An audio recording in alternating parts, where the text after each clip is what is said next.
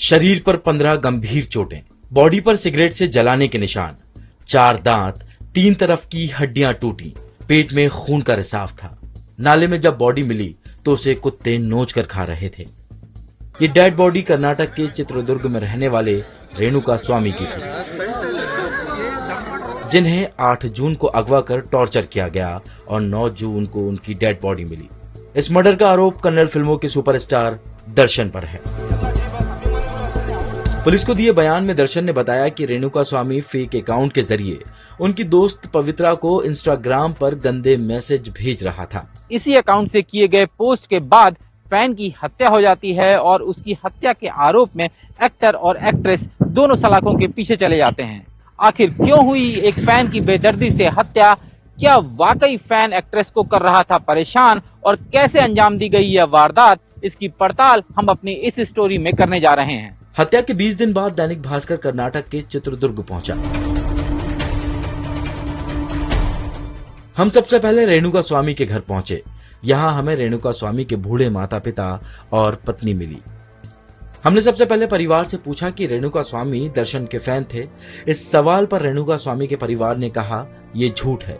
Fan होना तो दूर, हमने बेटे के मुंह से कभी दर्शन का नाम तक नहीं सुना। रेणुका स्वामी के 65 साल के पिता काशीनाथ शिवनगौड़ा ने हमें बताया, दर्शन इतना बड़ा स्टार है, बेटे ने कुछ किया था तो पुलिस में शिकायत कर देता।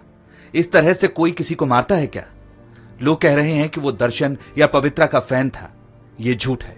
आप घर में देख लीजिए, दर्शन की क्या किसी एक्टर की फोटो नहीं है। हमें तो ये भी नहीं पता था कि रेणुका स्वामी का कोई सोशल मीडिया अकाउंट भी है या वो किसी फैन क्लब से जुड़ा था। रेणुका स्वामी की मां रत्न प्रभा हमें बताती हैं, मेरा बेटा किसी महिला को परेशान नहीं कर सकता। उसके बारे में जितनी भी बातें हो रही हैं, सब झूठ है। हमें भी ये सब पुलिस से पता चला। 29 जून को रेणुका स्वामी की शादी को 1 साल हो चुका है। उनकी पत्नी आंसू रोकते हुए बताती हैं कि मेरे पति को बदनाम किया जा रहा है। वे मुझसे कुछ भी नहीं छुपाते थे। मेरे पास उनके फोन का एक्सेस भी था। मैंने कभी उनके फोन में पवित्रा या दर्शन की फोटो नहीं देखी। वो लोग बचने के लिए मेरे पति को बदनाम कर रहे हैं। रेणुका स्वामी एक फार्मेसी में इंचार्ज थे। स्टाफ कैमरे पर आने को तैयार नहीं था, लेकिन एक एम्प्लॉय ने हमें बताया 7 जून को वो फार्मेसी के दोस्तों के साथ निकले थे। इसके सीसीटीवी फुटेज भी हैं। उन्होंने बालाजी बार के पास बाइक खड़ी की और 4 लोगों के साथ ऑटो में बैठकर 2 किलोमीटर दूर एक पेट्रोल पंप पर गए। इसके बाद उनका पता नहीं चला।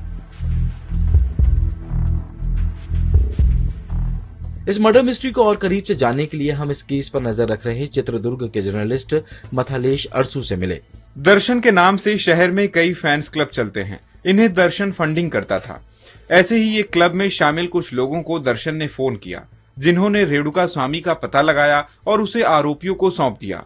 आरोपी 8 जून की रात रेणुका स्वामी को बेंगलुरु के आरआर नगर ले गए।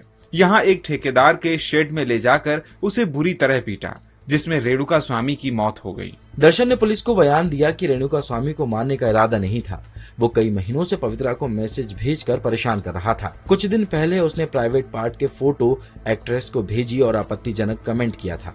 हत्या के बाद दर्शन ने बचने के लिए पुलिस को गुमराह करने की भी पूरी कोशिश की। इस केस में गिरफ्तार 3 आरोपियों ने पुलिस को बताया कि ये मर्डर लेन देन के विवाद में हुआ, लेकिन सबूत कुछ और ही बयां कर रहे थे। दर्शन ने पोस्टमार्टम रिपोर्ट बदलने के लिए 1 करोड़ रुपए ऑफर किए थे।